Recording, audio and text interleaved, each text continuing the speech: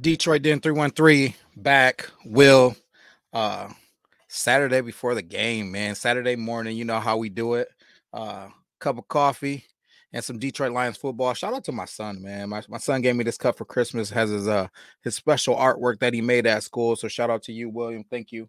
And really appreciate it. Guys, let's get into it. Before we do though, hit that subscribe button. It helps us out tremendously. Now, to the football talk. Uh Lions Vikings week 18.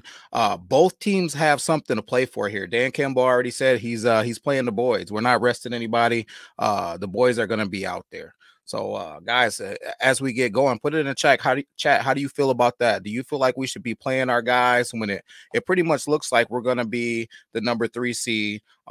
There is a back doorway that we can get that number 2 seed still if we win, and then the Cowboys in Philly take some L's, then we can still get that 2 seed. But in your opinion, do you think we should be playing the boys or should we be resting them? That being said, I'm kind of in agreement with Dan Campbell, man. He said it. He's full throttle, and he thinks that these guys can rest in the offseason, and I agree 100%. I feel like this is a team that is on a mission, and look out. Look out. Anybody that gets in our way, look out. Like he said, high octane and these controlled fury, and these guys are ready to go. So what does that look like for these Minnesota Vikings, man? We're facing Minnesota's Vikings team that let's be real. They hung with us the last time we played. Nick Mullins threw for 400 yards, although he made some pretty bad decisions. I think he had 4 interceptions. He still threw the ball around the field. Justin Jefferson had a nice game. He made some plays. So this is a team that we got to respect. But I think we're just going to be too much for those guys, man. It's this team has reached a point in this season where we're getting healthy and we're pretty locked in to our mission, and it's us being us against the world due to what happened last Sunday. I'm not even going to get into that. But since my boy Steve, and shout out to my boy Steve, man, we haven't been able to get together. He's had a whole lot going on. I'll let him catch you up on that. But I will say right now, he is sick. My boy's got 104 temperature.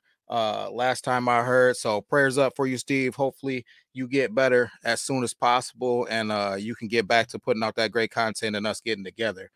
So I'll get into what he normally does, the injury report. Right now, we're looking at James Houston. Looks like he's trending in the right direction, but he still won't be available this week.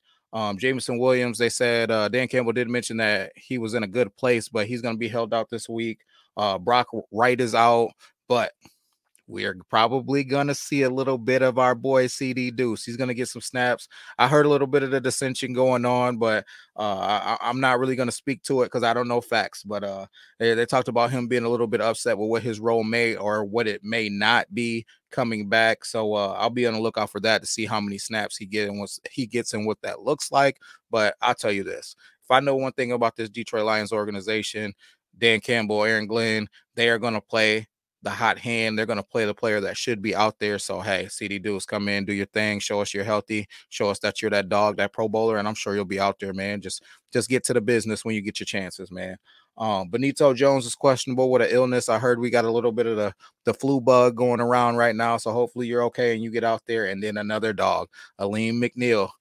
It looks like he's good to go for Sunday. So I'm excited to see him out there. So again, guys, we're getting healthy at the right time. And let's get these guys rolling. Let's get these guys snapped. Let's get these guys football legs back under them and get ready to make this playoff run. But let's stay focused on week 18.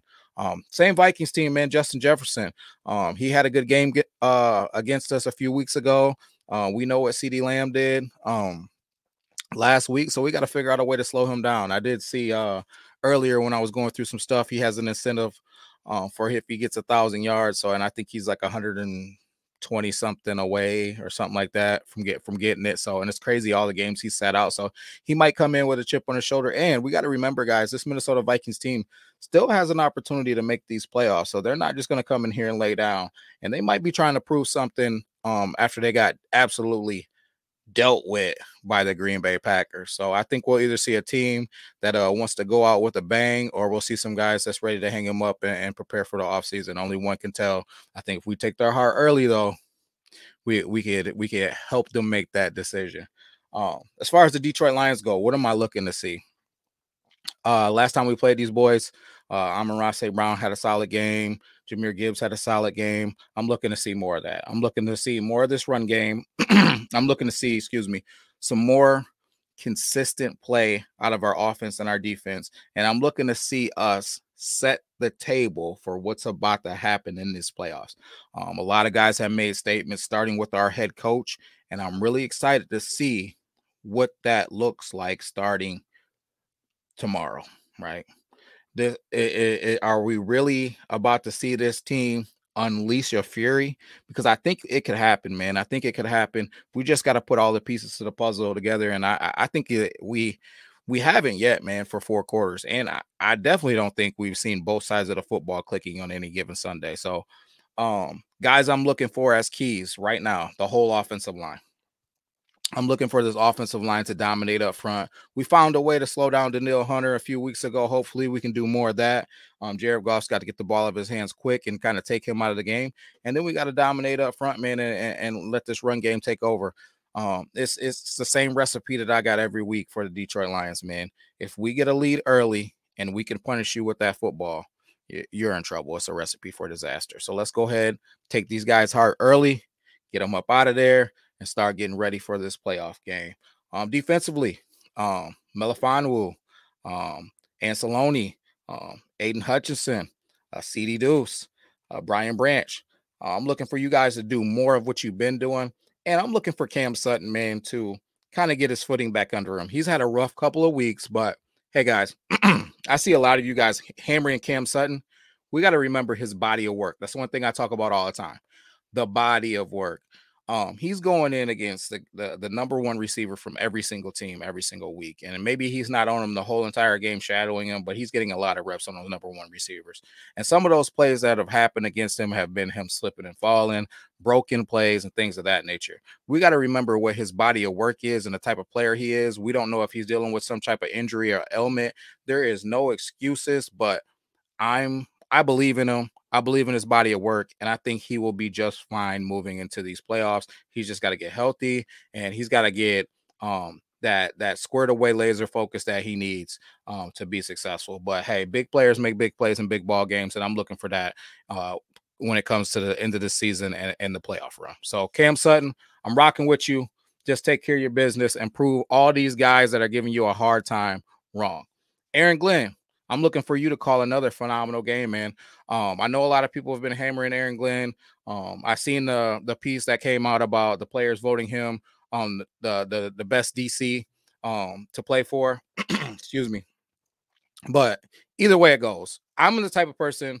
I am an X's and O's guy. I'm a football guy. I coach a lot of football. I follow a lot of football. I watch football. Football is my life, and I think that Aaron Glenn has called some phenomenal games. And the things that we're seeing out of some of these players, I don't think they're by coincidence. What Melifano was doing, you don't think that he was calling the same type of situations for Tracy Walker? Big players make big plays, man. When it's a certain way you got to be able to do these things, man. A certain timing to these delayed blitzes, and you got to understand when you got to pull the trigger. I'm not gonna get super crazy with it, but he's called some great games and put some guys in some great positions. I believe that all year. I think we've missed some tackles. I think we've missed some opportunities to get off of the field, drop some interceptions, and so on and so forth. So, guys, I think that Aaron Glenn's doing a phenomenal job, and I need him to keep on doing what he's been doing these last, we'll just say the end of the season here, the last quarter of the season going into the playoffs. I feel like our defense is doing enough for us to win football games. Now, hot take. I think that on the other side of that, I don't think that Ben Johnson has been the Ben Johnson that we've seen in previous seasons. I don't think that Ben Johnson. Now, hey, I have no problem with Ben Johnson though. Ben Johnson, I hope you're here next year. I hope you're I hope you're a Lion and you don't end up getting some head coaching job. I have no problem with you, but like we say all the time, we got to critique and we got to say what it is. There's been a lot of halves and quarters that we've went scoreless, that we've went 3 and outs. We haven't been able to move the football. It doesn't help our defense out, and It isn't a good look for an absolute wizard of an offensive coordinator that has a whole bunch of tools. And when you start talking about Montgomery Gibbs, Jameson Williams, Amon St. Brown, Sam Laporta, and an awesome offensive line, we shouldn't be having these lulls of just zero offense. So that's something that we got to get shored up. We got to go into this playoff being able to play 4 quarters of football and have this high octane offense and defense moving forward into these playoffs, guys. Keys to victory for me, right?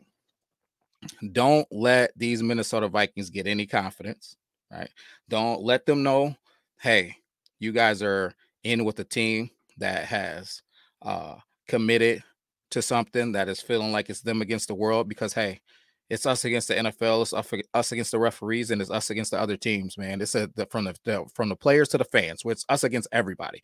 That's got to be our mindset moving forward through these playoffs. And if we do that, I think that we can set the tone for what this playoffs looks like, and I'm excited for it. I will be there at Ford Field screaming my head off. I hope that I will be screaming with a bunch of you guys that are watching. If you see me, please come say hi. Let's take a picture and let's celebrate this Detroit Lions Week 18 victory and start getting ready for that home playoff game. Guys, what do you think is going to happen? How you feeling going into Week 18 and going into these playoffs? Let me know in the comments. And until next time, peace.